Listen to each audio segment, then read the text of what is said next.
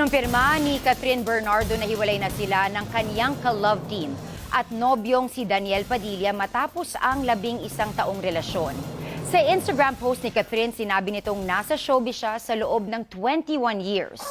12 years nito ay bilang kalahati ng Kathniel at 11 years ay bilang 1 taong nagmahal kay DJ kahit sa likod ng kamera. Dagdag pa ni Kath, lumaki siya sa industriya na hindi nagpapadikta. At mapalad siya dahil sa natanggap na paggabay at best support system. Gumagawaan niya siya ng desisyon para sa sarili, lalo na kahit pagdating sa pag-ibig.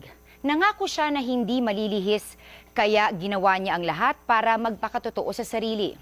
Batidaan niya ang mga usap-usapan at espekulasyon tungkol sa kanilang relasyon. Kaya para matigil na ang mga ito, ninais ni Catherine na marinig mismo mula sa kanya ng publiko na totoong nagdesisyon sila ni Daniel na maghiwalay na. Sabi pa ni Kath, kung anuman ang meron sila ni Dij, tunay ito at hindi para lamang sa show. Hindi sila pumasok sa relasyon para lamang sa kamera, hindi dahil sa fans o dahil sa pera bunsod ng matagumpay na love team. Giit ni Kath, tunay nagmahalan sila ni DJ. Hindi umano pinagsisisihan ni Catherine ang nakapiling niya si Daniel ng halos kalahati ng buhay niya at hindi niya ito ipagpapalit sa anumang bagay sa mundo. Sa 11 taong relasyon ay nagbigay niya sa kanya ng saya, adventure at pakiramdam ng isang tunay na tahanan sa piling ni Daniel. Si Daniel anya ang first boyfriend ni Catherine at hindi mawawala ang pagmamahal niya para dito. Sinubukan anya ng Kathniel na ayusin ang kanilang relasyon pero kailangan nilang tanggapin na hindi na maibabalik kung anuman sila dati.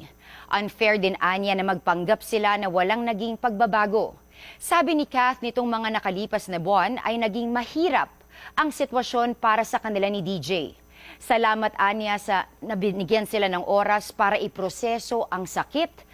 At ang kanilang love story ay nagsimulaan niya ng may respeto at natatapos ng may respeto rin. May mensahe rin sa mga fans si Catherine. Batid umano niyang nasasaktan ang mga Kathniels, gaya ng nararamdaman nila ni Dij. Pero sana ay maintindihan sila ng fans at samahan sila sa healing process. Sabi pa ni Kath, patuloy nilang susuportahan ni DJ ang isa't isa. At sa huli, ipinapaalam ni Catherine kay Dij na magandang 11 taon ang ibinigay ni DJ kay Kath, isang klase ng pagmamahal na hindi anya makakalimutan habang buhay. Tuloy-tuloy po ang ating pagpapatrol sa bayan mula Lunes hanggang Biyernes sa TV Patrol. Alas 6:30 ng gabi hanggang Sabado at Linggo sa TV Patrol Weekend. Sa bago nitong oras, alas 5:30 ng hapon.